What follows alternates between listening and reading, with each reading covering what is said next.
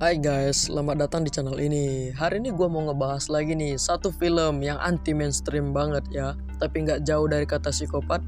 Film ini berasal dari Korea. Film yang berjudul Door Lock ini dirilis pada tahun 2018. Film ini menceritakan tentang kunci apartemen yang telah ditutup tapi masih bisa dibobol oleh seseorang yang misterius. Oke, nggak perlu banyak basa-basi dan memperpanjang durasi, kita langsung masuk ke alur ceritanya. Yo guys, Jake and Lupa. Like, comment, subscribe, Aknanda Film. Film dimulai dengan seorang wanita yang bernama Kang Sung Hye yang baru saja pulang dari tempat kerjanya. Saat Kang Sung Hye tiba di kamarnya, dia melihat lampu kamarnya telah mati, dan hal itu terus terjadi ketika dia pulang kerja, padahal dia tidak pernah mematikan lampunya. Dia mencoba menyalakan lampunya tapi tak bisa, dan dia mencoba mencari alat penerangan seperti senter atau lilin begitu, menggunakan ponselnya. Saat Kang Sung Hye tengah mencari lilin, dia pun mendengar suara misterius dari balik lemarinya, dan Kang Sung Hye mencoba mengecek ke lemari tersebut, namun tidak ditemukan apa-apa, dan di belakang dia telah berdiri seorang misterius dan menyekapnya dari belakang. Tiba-tiba, pintu apartemennya terkunci dari dalam. Scene pun berpindah di mana seorang pria yang terbangun karena suara jam alarmnya. Dia pun tidak lupa sarapan dulu dan pergi meninggalkan wanita tersebut. Wanita ini bernama Kyung Min. Dia baru saja terbangun dari tidurnya dan merasa pusing. Sebelum dia berangkat, dia merapikan kamarnya dan merapikan jemuran yang ada di sana. Kalau kita lihat, Kyung Min ini tinggal sendiri dan dia buru-buru berangkat ke kantornya sebelum terlambat.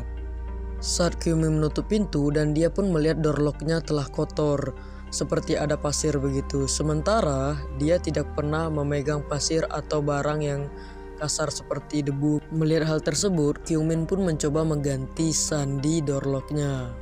Kyung Min merubah kata sandinya karena dia merasa curiga dan agak aneh ya. Di sini kita diperlihatkan oleh Kyung Min yang tengah bekerja. Tampak kalau Kyung Min ini adalah seorang teller bank. Malam pun telah tiba. Sepulangnya Kyung Min kerja, dia pun pulang bersama sahabatnya yang bernama Hyojo. Hyojo ini sahabat sekaligus teman kerjanya Kyung Min. Mereka pun bercerita banyak hal. Kyung Min juga mengatakan kepada Hyojo dia ingin pindah apartemen saja karena banyak ia menemukan keanehan di apartemen barunya ini. Tanpa mereka sadari, di samping mereka ada sesosok pria misterius yang tidak diperlihatkan ini siapa ya, yang tengah mendengar obrolan mereka. Sesampainya Kyung Min di apartemennya, dia pun dipanggil oleh security apartemen tersebut. Dia mengatakan bahwa dia mendapatkan kiriman paket dari ibunya dan mendapatkan secari kertas yang tertempel di depan pintu apartemennya. Lagi-lagi Kyung Min heran kenapa door lock-nya ini terbuka. Apakah ibunya lupa menutup kembali door lock-nya? Malam itu Kyung Min menelpon ibunya sembari melepaskan rasa rindu terhadap ibunya yang berada jauh darinya.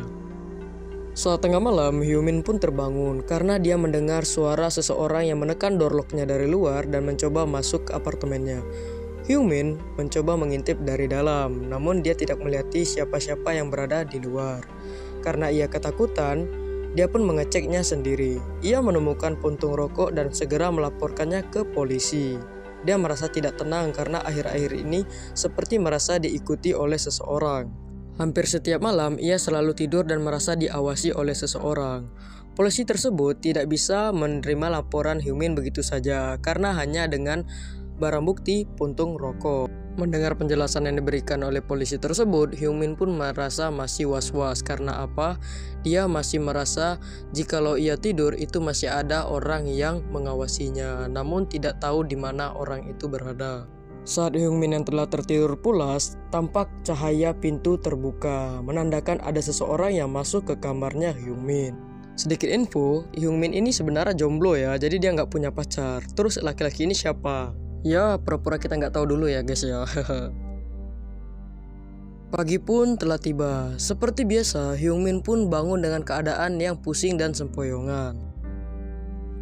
Hari-hari berikutnya, Kyung Min pun datang dan mencari apartemen-apartemen baru yang akan ia huni sebelum Kyung Min berangkat kerja.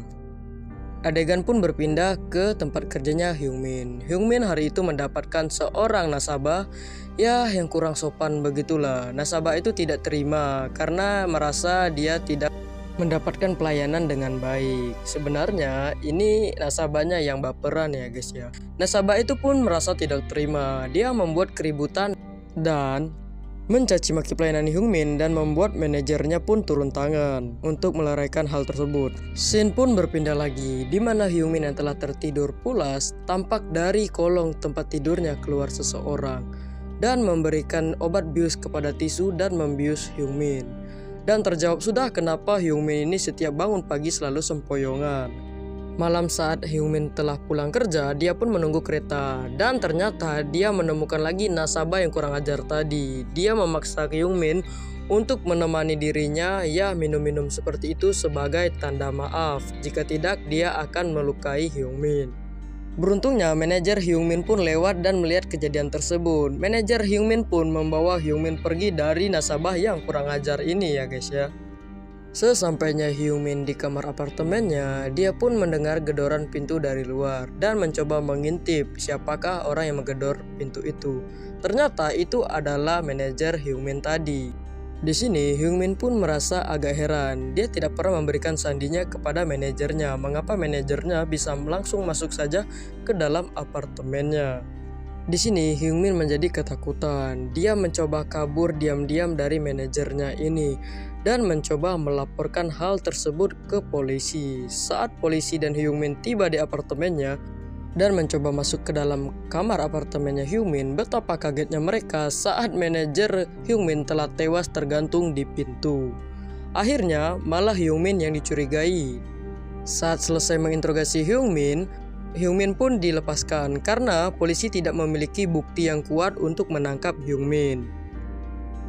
Hyungmin ini mungkin udah kesal banget ya. Dia pun akhirnya mendatangi security dan mencoba meminta izin untuk melihat rekaman CCTV yang ada di apartemennya. Saat Hyungmin melihat CCTV tersebut, dia tidak melihat keanehan, hanya hal normal. Di sisi lain, Hyungmin masih saja tidak percaya dengan hal tersebut. Dia masih merasa ada keganjalan di apartemen ini. Dia pun akhirnya menelusuri seluruh isi kamarnya dari sudut ke sudut. Dan akhirnya dia pun menemukan sebuah kunci apartemen milik seseorang. Hyungmin pun mencoba kunci tersebut ke seluruh pintu yang ada di apartemen tersebut.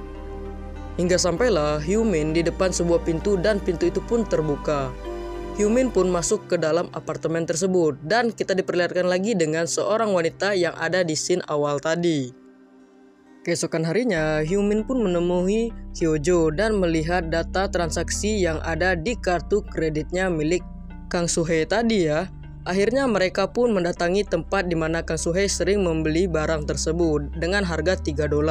Dan di waktu yang sama ada seseorang pria misterius yang membeli barang dengan seharga $3 dan di jam yang sama.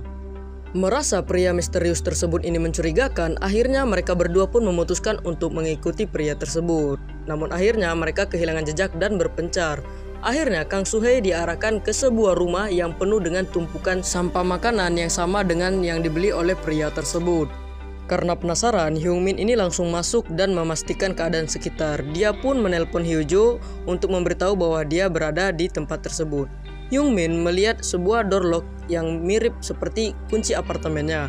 Dia pun memasukkan kata sandi random tapi tidak bisa terbuka. Akhirnya dia mencoba sandi pintu apartemennya dan terbuka lah guys ya. Loh kok bisa? Hyungmin pun memberanikan dirinya untuk masuk ke rumah tersebut dan akhirnya dia menemukan wanita yang bernama Kang Soo-hye yang ada di awal film tadi telah terikat di tempat tidur. Dan hal mengerikannya, dia melihat bahwa Kang Soo-hye ini telah diamputasi kedua kakinya. Dan tiba-tiba seorang pria misterius itu pun masuk ke dalam rumah tersebut. Dia mengatakan kepada Kang Soo-hye bahwa dia telah mendapatkan wanita baru dan tidak membutuhkan Kang Soo-hye lagi.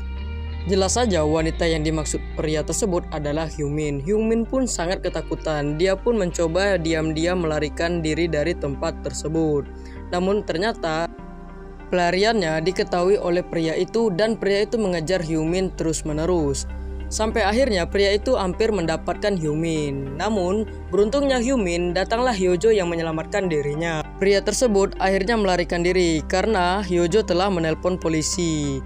Ketika polisi sampai, pria itu pun berhasil melarikan diri. Beberapa waktu telah berlalu, Hyungmin pun akhirnya berhasil pindah apartemen. Dia pun menelpon Hyojo dan mengatakan bahwa dirinya telah pindah ke apartemen yang baru. Nah, kalian ingatkan dengan pria ini masih menaruh dendam kepada Hyungmin. Dia pun meminta alamat barunya Hyungmin kepada penjaga apartemen lamanya. Di sisi lain, Hyungmin pun mendapatkan panggilan dari Hyojo. Dia melihat seorang pria misterius yang menelponnya dan melihatkan sebuah adegan di mana pria tersebut ingin memotong kaki Hyojo yang telah tertidur. Itu Hyungmin pun akhirnya bergegas menghampiri apartemennya. Namun dia dicegat oleh nasabah gila ini lagi. Dia pun memukul Hyungmin. Untung saja di sini polisi langsung membekuk pria tersebut dan akhirnya menyelamatkan Hyungmin. Hyungmin langsung masuk ke dalam apartemennya milik Hyojo dan dia pun melihat Hyojo telah terluka. Hyojo pun dilarikan ke rumah sakit. Adegan pun berpindah ke rumah sakit di mana seorang detektif yang mendatangi Hyungmin dan Hyojo. Mereka pun diberi penjelasan oleh detektif tersebut. Mulai sekarang, pergerakan Hyungmin akan dipantau dari jauh oleh detektif tersebut. Keesokan harinya, Hyungmin pun pergi ke sebuah supermarket. Tidak sengaja, dia pun bertemu dengan seorang security yang menjaga apartemen lamanya. Di scene ini, kita diperlihatkan oleh Hyungmin yang merasa tidak nyaman oleh kehadiran security tersebut entah kenapa. Dan ditambah lagi, dia melihat security tersebut membeli makanan yang sama dengan pria misterius itu dan melihat bahwa security itu menggunakan jam klasik seperti yang dipakai oleh pria misterius tersebut. Di sini, Hyungmin seperti mendapatkan jawaban. Dan tidak lama dari itu, Hyungmin pun mendapat telepon dari polisi. Polisi tersebut mengatakan bahwa nasabah yang telah mengganggu Hyungmin selama ini telah tewas. Tiba-tiba pandangan Hyungmin pun teralihkan ke mejanya. Dia melihat kok bisa ada di situ sebuah bubur yang dibeli oleh pria misterius tersebut. Hyungmin pun akhirnya mendapatkan sebuah video yang telah dikirimkan detektif dari rekaman CCTV apartemen lamanya. Dia melihat bahwa security yang menjaga apartemen lamanya tersebut bersembunyi di bawah tempat tidur. Jadi, selama ini sosok misterius itu adalah security tersebut. Tiba-tiba, Hyungmin berpikir, jikalau di dalam video itu ada security tersebut bersembunyi di bawah tempat tidur lamanya, menandakan di bawah tempat tidur dia sekarang juga berada security tersebut. Ketika Hyungmin hendak berdiri dan melarikan diri, tiba-tiba, hampir saja kaki Hyungmin tertangkap oleh pria itu. Hyungmin pun berlari, namun sayangnya dia pun tertangkap juga oleh security gila tersebut. Mengetahui Hyungmin telah hilang, detektif tersebut pun berusaha mencari di mana keberadaan Hyungmin. Berkat bukti video yang dia dapat, dia pun mencari keberadaan security tersebut juga. Di sini kita diperlihatkan oleh Hyungmin yang telah tertidur di atas sebuah ranjang dan telah berganti dengan pakaian tidur. Tiba-tiba Hyungmin pun terbangun dan dia pun didatangi oleh security gila tersebut. Security itu mengatakan bahwa jika kau ingin lepas dari sini, kau harus bisa lepas dengan keadaan selamat. Di waktu bersamaan, detektif tersebut itu pun akhirnya dapat menemukan Hyungmin disekap. Dia pun akhirnya berkelahi dengan security gila tersebut. Dia pun menembakkan security itu namun gagal. Perkelahian akhirnya dimenangkan oleh security kopet ini. Dia pun akhirnya berhasil membunuh detektif tersebut. Dan sekarang dia mengincar Hyungmin karena Hyungmin tidak berhasil kabur dari tempat itu. Hyungmin pun akhirnya berusaha kabur kembali dan akhirnya mereka berdua tertimpa oleh sebuah lemari tua yang membuat mereka harus terjebak di sana. Tapi sayangnya ini psikopat kuat banget. Dia tidak tahu apa itu rasanya sakit ya. Dia masih melawan. Ketika mereka dalam keadaan terjebak tersebut, dia pun akhirnya berdiri dan berhasil mendekati Hyungmin. Di dalam otaknya ini masih saja sempat untuk mengajak Hyungmin bercocok tanam. Aduh, gila ini orang. Berkat tenaga yang ia keluarkan habis-habisan, dia pun akhirnya berhasil membunuh security gila ini dan akhirnya menancapkan kepalanya ke sebuah lemari yang ada pakunya. Akhirnya Hyungmin pun memenangkan pertarungan tersebut.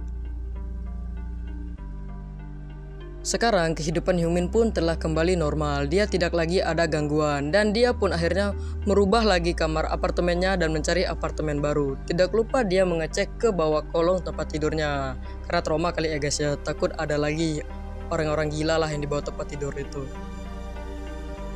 Oke guys, mungkin cukup sampai sini gua nemenin kalian. Gua mau ngucapin terima kasih banget ya buat kalian yang udah nonton video ini dari awal hingga akhir. Gua minta maaf jika video ini masih banyak kekurangan. Buat kalian yang udah nonton video ini, jangan lupa like, comment, and subscribe. Jika kalian memiliki film-film psikopat bagus atau film-film menarik buat di-review, boleh kalian komen di bawah. Nanti bakal Ananda review. Oke, gua Ananda cabut. Thanks banget.